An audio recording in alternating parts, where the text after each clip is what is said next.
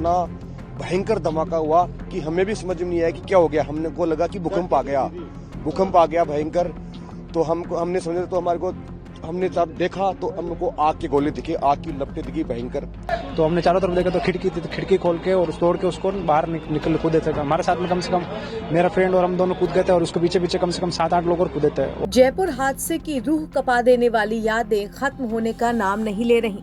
राजस्थान में जयपुर अजमेर हाईवे पर 20 दिसंबर की सुबह भांकरोटा में हुए हादसे ने पूरे देश को झंझोड़ कर रख दिया था।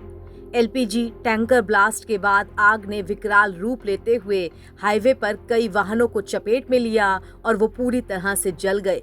भीषण आग ने वाहनों में बैठे लोगों को उतरने तक का मौका नहीं दिया।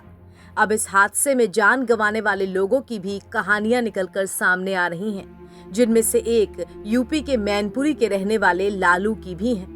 मैनपुरी के बिछवा थाना क्षेत्र के गांव चिर्रा निवासी एक युवक जो जयपुर में कंटेनर ट्रक चालक के रूप में काम कर रहा था, 2 दिन पहले हुए टैंकर ब्लास्ट के अग्निकांड में वो जलकर कंकाल में बदल गया।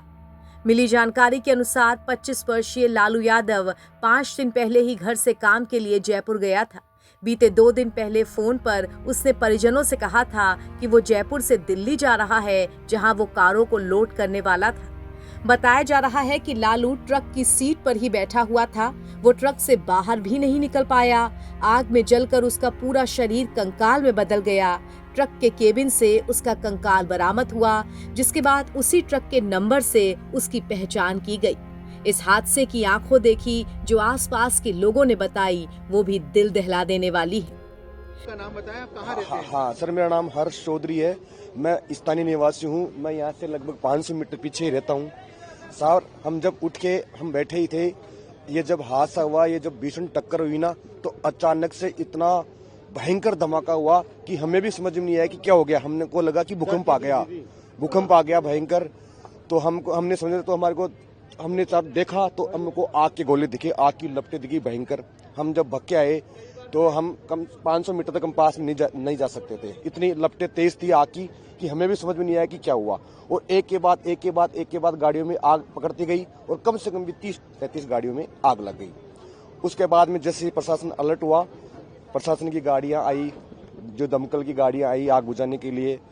जब उन्होंने थोड़ा बहुत काबू किया आग के ऊपर, तो हम जब थोड़ा पास में देखे तो हमारे को कम से कम भी हमने 10-15 लोगों की हमने बॉडियां देखी।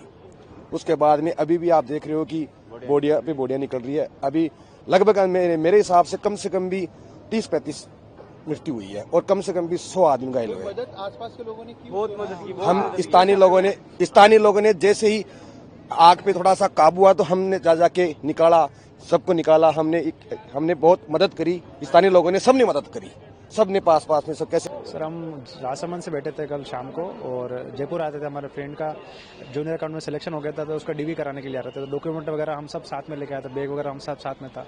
और सडनली 5:30 बजे के बाद एकदम बस रुकी तो पास में से एक ब्लास्ट हुआ जोर से। जैसे ब्लास्ट हुआ देखा तो चारों तरफ आग ही आग थी। मानो कि हमारे बस के चारों तरफ क्या हो गई थी, आग आई थी। और जैसे ही कुछ टाइम नहीं मिला और आग भी हमारे बस के अंदर आ चुकी थी। तो हम जल्दी से उतर के बाहर निकलने की कोशिश करी थी, तो मेन गेट था वो लॉक हो गया था। तो हमने चारों तरफ देखा तो खिड़की थी, तो खिड़की खोल के और तोड़ के उसको बाहर निकल कूदे थे। हमारे साथ में कम से कम मेरा फ्रेंड और हम दोनों कूद गए थे और उसके पीछे कम से कम 7-8 लोग और कूदे थे। और हम निकल के थोड़ा दूर चले गए थे क्योंकि लगातार एक के बाद एक ब्लास्ट हुआ जा रहा था वहाँ से। तो हम थोड़ा दूर, उसके बाद एक पेट्रोल पंप भी था। बस ये हम वहाँ से निकल के उसके बाद पता नहीं उसके अंदर कितने लोग थे और क्या हुआ। सबसे ज्यादा डैमेज हमारी बस के अंदर ही हुआ था सर। राजस्थान के टोंक विधानसभा क्षेत्र से कांग्रेस विधायक सचिन पायलट ने इसे बेहद दुखद बताया। रोड पर क्योंकि वो हादसा, क्योंकि इसमें ऑयल टैंकर इन्वॉल्व था, इतनी आग लगी और बड़ा एक भीषण हादसा हुआ। मुझे लगता है कि इससे हम सब बहुत दुखी हैं। लेकिन मैं चाहूँगा कि इस पर हम लोग जांच अवश्य करें, किन कारणों से इतना बड़ा हादसा हुआ। अगर वहाँ पर ट्रैफिक नियम की बात है, रोड कंस्ट्रक्शन की बात है, इनकम्प्लीट कंस्ट्रक्शन की बात है, या हाईवे पे जिस प्रकार की सावधानी बरतनी चाहिए हमने नहीं बरती है, उसका अध्ययन करना पड़ेगा। क्योंकि जैसे आबादी बढ़ रही है, यातायात के साधन बढ़ रहे हैं, उसी तरह हमारे एक्सीडेंट्स बढ़ रहे हैं। और एक्सीडेंट्स न सिर्फ राजस्थान में, पूरे देश में बढ़ रहे हैं। लेकिन सरकारों को इस पर बहुत गंभीरता से ध्यान देना पड़ेगा कि हम सेफ्टी नॉर्म्स को हम फॉलो कर रहे हैं कि नहीं कर रहे हैं।